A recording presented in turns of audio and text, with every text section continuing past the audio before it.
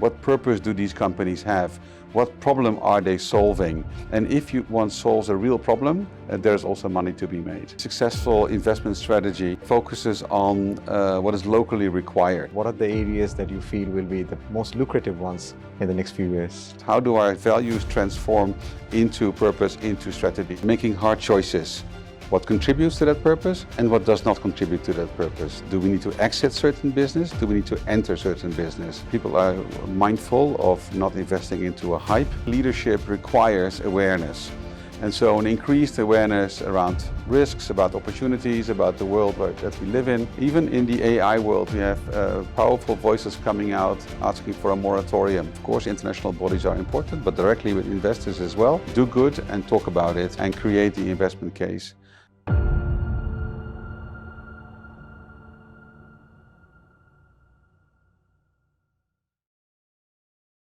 Welcome to Lead Academy MaestroClass. This is your host Ashfaq Zaman, the founder of Lead Academy. As you probably already know, that MaestroClass is an immersive learning experience. We are trying to bring the best of the minds, the legends, the gurus of the particular industry to share their valuable insights and expertise, which you often don't get to hear from many other sources that we can actually have access to. Today, we have a very special guest with us. None other than we have the honor of hosting Dr. Eelco Fiole, a prominent figure in the world of risk governance and sustainable investment. Dr. Fiole is the founder and managing partner of Alpha Governance, a key player in fiduciary partnership providing risk-focused directors and advisors globally. Dr. Fiole brings nearly 3 decades of experience in the finance world with significant roles at major institutions such as the UBS. But that's not all. Over the past decade, Dr. Fiole has played pivotal roles as COO and CFO positions within the blockchain and investment sector, overseeing a staggering 17 billion in assets. Dr. Fiole holds influential positions as the chair of Tiger 21 in Switzerland and is also the nominee director for the IFC, International Finance Corporation. He is a leader at the forefront of driving advancement in technology and societal well-being. In today's show, we have the privilege of delving into Dr. Fiole's insights with his years of expertise working with the top corporations globally. Thank you, Dr. Fiole, for giving us the time today. Thank you. Thank you for having me. Thank you. So, Dr. Fiole, our first question to you is about, as the global finance landscape continues to evolve, we are continuously facing the changing expectations of investors, regulatory developments, and emerging market trends that are driving the crucial factors. Based on your extensive expertise and experience, what do you think are the common trends that instigate these changes and the developments that we are seeing nowadays? Thank you for that question. I think the drivers of these changes are twofold. One is the regulatory landscape, which is changing, and that is being informed by developments on the global level, for example, developments in sustainable development goals. And there we see regulation after regulation being played out, being laid out, implementing those goals. And we probably get to speak a little bit more about that in a second. The second force is the requirement by societies for real solutions, i.e. for impact.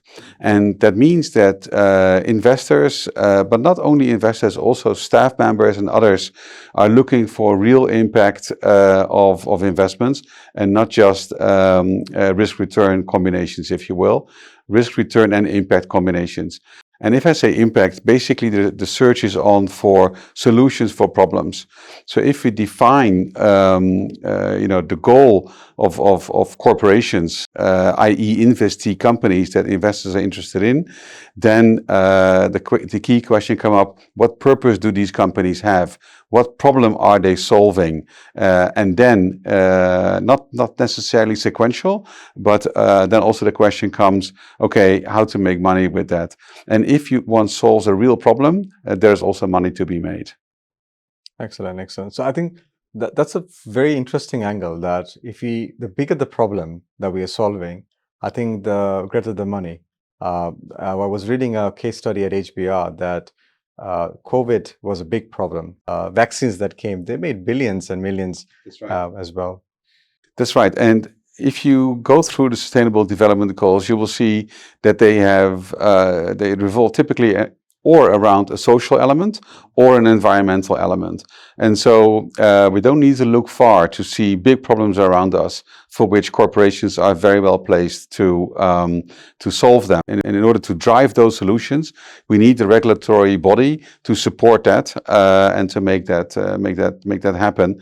And that is being implemented as we speak, and not just out of one jurisdiction. We see similar regulations coming out from both the EU as well as the US, as well as also large Asian economies. So this is a big trend, and that is shaping everything well into supply chains as well. You're talking about regulation, so that brings me to the second question, quite related with the regulation. That we see a noticeable regional difference in sustainable investment practices across borders. Leveraging from your global exposure, how have these differences impacted the overall landscape, and what insights can be learned from more effective and locally relevant strategies? First of all, I think that any successful investment strategy focuses on what is locally required. And so what is required in one part of the world is not necessarily the same as what is required somewhere else. So if I say solve a problem, it means solve a problem locally. That's one thing. Now, having said that, I think that when we look at the investment process, all the way from identifying investment opportunities to the implementation, that's where various filters are being put in place. And those investment strategies, those filters are similar everywhere where we go, but they work differently wherever you are in the world with local solutions. And that is also, I think, the key to success. As a follow-up, very small, brief follow-up question is that if they're following different strategies locally, how do you actually standardize them, like in terms of analyzing impact? And also if there's a global standard or a global regulation, how actually that becomes relevant to what you have mentioned? So in my mind, the concepts behind regulations, even if they come from different jurisdictions, are quite similar. And so we can standardize around those concepts. But at the same time, we see, of course, that the implementation locally is different. And this leads to a measurement problem, if you will. And that's why ESG and similar concept providers for data for those have a hard time in providing data. And I think that we need to consider alternatives to just data, because data will be very difficult to measure, let alone standardize. One regime which I think could be an alternative to data could be a certification regime. We see B corporations as one certification regime where a company would be audited. An investee company would be audited, for example, and say, are you paying heed to all your stakeholders? Are you achieving your objectives, even if the measurement of that becomes difficult? And so I think that, as I say, on a conceptual level, we can harmonize around ideas, which are then reflected in regulations. On a local level, you would need, let's say, the audit, be it quantitative or qualitative, to come up with data, or non-quantitative data, non-quantitative information. There's now a growing debate as well that whether we are focusing a bit too much on ESG, as if like it's being forced upon on many trending markets as well. So what's your take on that? Yeah, I agree with some of the criticisms around ESG. I think ESG was fantastic to start off with, but I think that now we need to take the debate a bit further.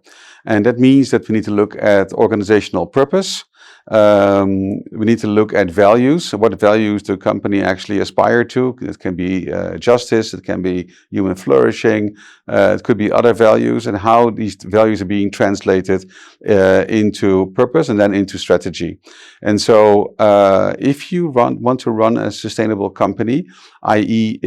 Also want to be a sustainable investee companies for investors, then those questions need to be asked. How do our values transform into purpose, into strategy, in that order as well?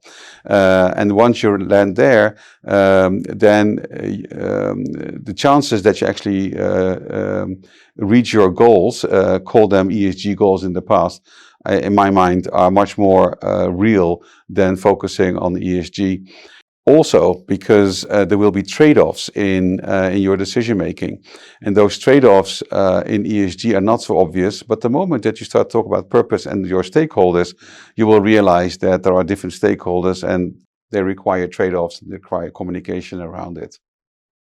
Thank you. Yeah.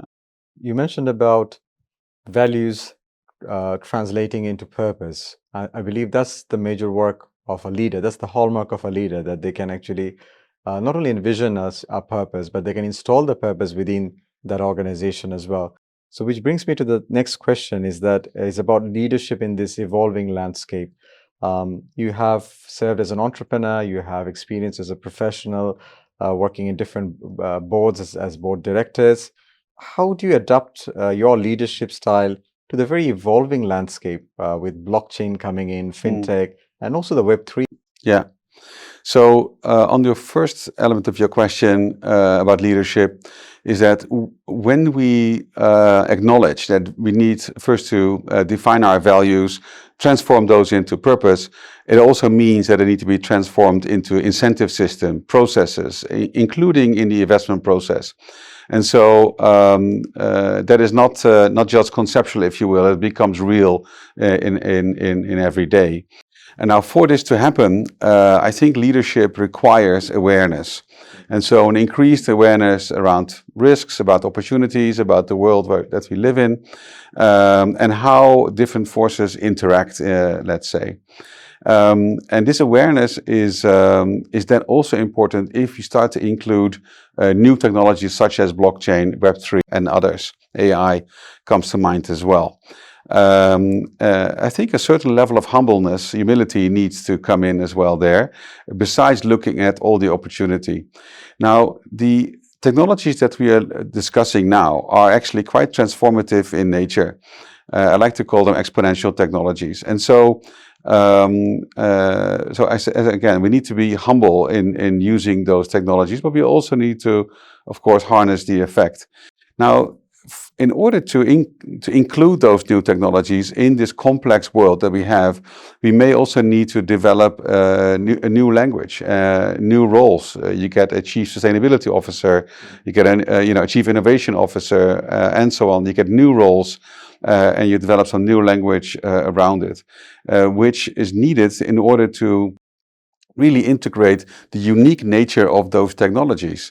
If you look at blockchain technology, which is technology to transfer something of value, an information, money, risks of value, let's say, it may transform whole processes operationally, but also introduces whole new business models. And this means that we have to develop some new language around it. It is not the same as previous information technologies that we have seen. The same comes for artificial intelligence, where we see many opportunities. But of course, there are also risks. And so we need every application, we need to understand what is the risk level from low to high for which stakeholder group, and cater for that. Because the moment that the AI is taking on moral agency, i.e. making decisions with impacts on people's lives, then there is a higher risk, of course. And so that needs to be mitigated. Working with these new technologies, we will also work with new people. People that were in financial services particularly were not so dominant at first. If I look at the field of decentralized finance, for example, then you'll see that many leaders come out of the computer science industry, not necessarily out of finance. And there are big differences between the two fields. So one key element that we have in finance, of course, is the whole fiduciary responsibility, the responsibility that we deal with money and risk of somebody else. And this puts a heightened burden, if you will, or responsibility on managers in finance. A computer scientist not necessarily trained in this field. And so a fantastic application to transfer money from A to B come to the fiduciary duty that a computer scientist may not be aware of. And because in the end, the protocol will ask for the trust of people to transfer through the protocol. And so, again, we need to be humble, we need to recognize those differences and cater for it. And this also means that leadership-wise, you will deploy a different style, if you will, in a traditional bank versus in an environment where you use blockchain. I should say this also. Blockchain is developed by developers which are spread around the world. They are Lego blocks, right? And so codes of blockchain you put together and you get these Lego blocks from everywhere, and together they form a protocol that you can use. And so to exert influence over people who are based completely somewhere else is a difficult one. So luckily we are being supported by also new services, for example, auditing services for blockchain protocols, so that the protocol is actually doing what it says it should be doing. The smart contracts can be audited. So we need to be, yes, ambitious, but also humble in terms of what we are facing. And to avoid any accidents, especially in the field of finance, where we use this technology to transfer money and risks of other people. What do you think will happen to the conventional industry? For example, those who are not on board on Web3, those who are not on board on blockchain. Yeah. It could be services of a company, or it could be even governments as well. What do you think will be happening in the next 1 decade? Yeah. For those companies in particular. Yeah. So Web3 is a specific blockchain pocket, if you will, where communities have a say over their service, including incentive system within that community through the use of tokens, for example.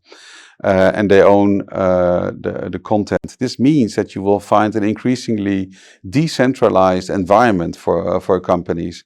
I think that companies need to look at these technologies and consider how they can play a role in that development themselves before communities form themselves and take over traditional functions, as well, let's say functions which are currently performed traditionally by other firms. With the speed of technology that we see now, a decade is long to project out. In blockchain, we see the first couple of applications coming online since a few years now, which is exciting. Web3 is coming online. I think it will not take a decade. I will take less.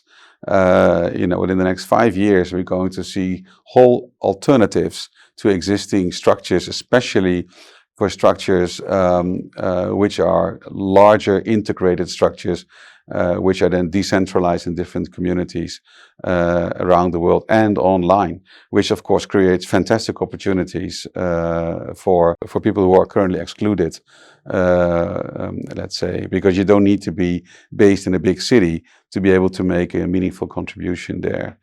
I think, especially in finance, traditional finance, check it out, otherwise you might be disrupted by somebody else. And we see it already happening with classical fintech. If you look at the Revoluts of this world and other fintech firms. Yeah. You mentioned about the speed with which the technology is actually changing and adopting. There's an argument on this basis itself that how can you plan for sustainability when things are moving so fast, when the technology itself may compete with its own progress and can actually make itself unsustainable. I mean, the previous version can become unsustainable. Web3, with the advent of, say, Web4, if it comes, can actually make Web3 obsolete. So what do you have to, this is just an argument that many people are debating on. So that's one part. And the second part is also another argument is about risk, because with the advent of AI, we are many people argue that we are opening a Pandora's box. Yes. It could be a box which even the players who are the big players within the AI industry, for example, Elon Musk, even Sam Altman, they're also mentioning that AI might become something which might actually be bigger than nuclear bombs in the future as well. Right. So the risk aspect of it and the sustainability aspect of it. What do you think about it? So I would start with the sustainability aspect. I think anybody who is developing applications on blockchain into Web3, or in this case in AI, needs to ask him or herself, what problem am I solving for society? And so the moment that I develop something which solves a problem for society, that is, in my mind, that is something which adds to sustainability. And so we can, I made in earlier this conversation the connection to the SDGs, Sustainable Development Goals. If I solve a problem using one of those technologies, then this counts for sustainability, if you will. And of course, if there's innovation, which means that the previous version becomes obsolete, hopefully more people can benefit from it. So I'm less in that, but using that definition, I'm less scared for that. But you're right about the risk point. If I may quickly make, I said it related back to finance. In finance, we are trained in credit risk, in market risk, and operational risk. These are the risk categories that the Basel framework, the capital adequacy framework require from us. The reality today is that we have large risks within operational risks, and they are transfers in nature. So be it AI risk, as I say, where AI would take on moral agency, making decisions affecting people's lives. Fiduciary risks, reputation risks, and so on. These are nowadays, cyber risks, these are nowadays much bigger than the traditional credit and market risk. The models are not there yet. And so in terms of risk governance, which is one of my fields, for those in charge, yes, we need to have good credit risk and market risk models and people there, but we also need to develop an awareness around emerging risks, about risks which are transfers in nature, and maybe we need to say sometimes no. Even in the AI world, we have powerful voices coming out asking for a moratorium, and that makes sense, this kind of discussion. Because we need to be able to say no, and we need to understand risk more and better before we move forward. And so this awareness of risks, especially those which are becoming increasingly more intangible, I think is a big duty and task for management, besides the classical risk categories that we know of. Thank you very much. So very interesting insight that you shared. And you mentioned about sustainability and risk. So what advice do you have for the managers, for the new managers start working at the top corporations or mid-level industries as well? What advice do you have for them in terms of managing sustainability and risk? Excellent question. So in my mind, managers need to always keep the purpose of the corporation in mind. And this is, it sounds easy, but it means making hard choices. What contributes to that purpose and what does not contribute to that purpose? Do we need to exit certain business? Do we need to enter certain business? Do we need to expand on certain programs? And so on. So making choices based on that's number one. Number two, I think that managers nowadays need to be a lot better skilled in their decision making. And if I say better skilled, of course we need the financial analysis, the risk analysis, but we also need a lot more analytical tools from psychology, the field of psychology, and from the field of philosophy, where we can find models. On the one hand, to take out biases, for example, that we see in psychology, but also where we can have the question answered, what is the right thing to do? What is the right decision to take? Instead of shooting from the hip and just falling back on experience, which also limit ourselves, of course, we should inform ourselves about what's out there in terms of increasing tools for increasing our awareness for better decision making. In that way, we stay more focused on our aspirations, i.e. in solving a problem for society and being rewarded for it, on the one hand, and at the same time making better decisions, which are then also easier to communicate to our various stakeholders, because the reality will be that we cannot satisfy all stakeholders at the same time to the maximum extent. There is a negotiated process there. These outcomes may vary over time. Stakeholder one may be happy today, stakeholder two may be happy tomorrow, but that is a communication task. And this means that, as I said, we need to develop more awareness skills in decision making. And I think that's actually is not only for senior management, i.e. for boards which have a fiduciary responsibility versus investors and others. This is a heightened burden almost, if you will, as I said before, but also for mid-level managers which orientate themselves in that whole pyramid. Interesting. You mentioned about like the new trend is to understand behavioral science and philosophy as well, so that they can take more informed decisions. That's I think for in the whole industrial revolution, no one really thought about that. It was all about focusing on efficiency, but not understanding the people's perspective, which is now probably what's required for them to take more informed decisions. We talked a lot about trending technology with Web3 and fintech. So that brings us to the next question about the trends in investment. We know that you are part of exclusive community in Switzerland of global peers who are ultra high net worth entrepreneurs, investors, and wealth creators known as the Tiger 21. So we want to know a little bit about Tiger 21 and more from you. We want to know with your experience with the community within Tiger 21, what kind of investment trends are you seeing? What are the areas that you feel will be the most lucrative ones in the next few years? So I should always say I don't give investment advice. And that's as a caveat, let's say. The biggest topic in my observation on people's minds within the Tiger 21 community, as I know it, are the geopolitical risks at the moment. And we don't need to look far to see those risks, be it Russia, Ukraine, be it Middle East, but also other geopolitical uncertainties. And those uncertainties, they press heavy on people's decision making, which make people very cautious. I.e., investors have difficulty committing to investments. That means that they keep assets in cash, hopefully in a not so inflationary environment, or go to old trusted investment strategies such as real estate, although that's of course also an interest rate and inflation play. But also gold has been rising, of course, i.e. people have been investing in gold. And even Bitcoin, of course, has attracted attention, even though that serious old school investors, if you will not easily commit allocations to crypto.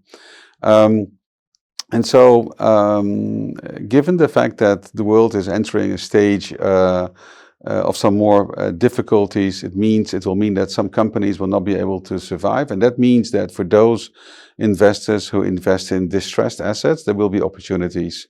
So the cash which investors keep at hand, they will be able to deploy it to those strategies where companies get into trouble without any reason for themselves, i.e. Based on geopolitical or other macro events. So that will be opportunities.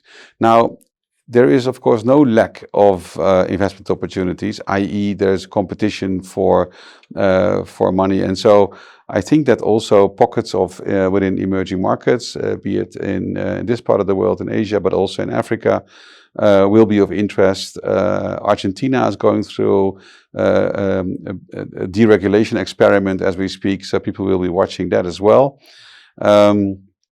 So I think within different asset categories, there will be pockets of opportunities. But as I say, with the big geopolitical risk overlay, which is prevalent in all investors' minds. With everything going AI, like people are investing and more interested in making all the traditional companies or existing companies having an AI element to it. You think these elements will actually dominate the near future in terms of wise investment decisions? Yeah, so my short answer is no. To the extent, as I mentioned, I know this community. There's always going to be an element of risk taking, and so there's a piece of the allocation which will go into venture capital type investments, be it AI or something else. But that's part of, let's say, a healthy risk attitude there. I think overall, when people have created wealth, then they become a little bit risk averse, if you will. They don't want to lose it with faulty investment decisions. And so then the question becomes, what are the safe investments? Maybe even some investments which create some yield, i.e. some income from investments as well. And that is sort of the base of it, if you will. And so I think that people are mindful of not investing into a hype. Blockchain, as I mentioned, is now coming online, but it has long been considered a hype. AI, I think the valuations may be a bit on the high side at times, but if you allocate 1, 2, 3%, of your assets into VC, including in AI, then it's a risky bet. But that is then fine for such a small allocation. On the ESG side of things, private wealth is interested in impact. Maybe I'm not going to say more than institutional wealth, but certainly interested. The fiduciary aspect is different, of course. Institutional wealth needs to answer to, let's say, pension beneficiaries and so on. Private wealth only answers to private individuals themselves. And so my take is that private wealth is looking at impact, including philanthropy, if you will, much more direct than purely based on ESG scores. I think also that the notion of how ESG is implemented across jurisdictions causes for some trouble. In the United States, of course, the ESG debate has become almost political, whereas private wealth in Switzerland and in Europe in general is much more favorable, let's say, to ESG kind of responsible investment kind of topics. And so that's why actually I also wanted to move away from ESG and focus on sustainability as described by purpose, for example. And so to the extent that investments show real impact, I think private wealth is interested, but it still needs to fit in the risk-return characteristics. So just impact without, let's say, appropriate risk and return, or return particularly, is going into the direction of philanthropy. And that's a different consideration altogether. Also very valid, also very attractive for many investors, but a very different line of thinking in that, versus real investing. Absolutely, it's a different domain altogether. My final question to you for today is regarding we talked about a lot of aspects, including investments. So what's your final piece of advice for particularly focusing on this region, the South Asia region? There are a lot of leaders, corporation leaders over here, and I think I can probably say this, that it's a common phenomenon or a common problem over here, that this part of the world do not attract the serious investments. Often at times, maybe there has exceptions, but many times they do not attract the main investments. So what final piece of advice that you have for them to make this transition where the South Asia market or the emerging Asia market can actually also attract real investors? Yeah. Fair question. As I mentioned, there's a competition going on. Investors have a wide choice of where to invest. And I think in many cases, investors simply do not know the region. That's where it starts with. So I think there's a communication task here, why this is a good region to invest in, why there is stability. For example, the legal regime supporting investment, that it provides some security. why it has good return and risk characteristics, especially in terms of diversification, and maybe also a lower correlation of markets here versus maybe other markets, so that it fits into a portfolio allocation from an investor. But then also, I think the impact dimension of it, i.e., the investee company is actually creating an impact. There is actually a positive result on the ground. And so I think it's important to make the investment case directly with investors. So yes, of course, international bodies are important, but directly with investors as well, and communicate. So do good and talk about it, and create the investment case, and be as specific as you can. I think it also becomes important to target the right investors as well. If, let's say, there's a project out there which requires $100 million, then this is a small allocation for a pension fund. For a family office, that would be a big allocation, i.e., once the investment case is clear, then also think about, so for which investor would this be of interest? How does it fit into an allocation? And come talk to people. Thank you very much. Thank you very much for your time, Dr. Fiole. Thank you so much for the Thank you. interview.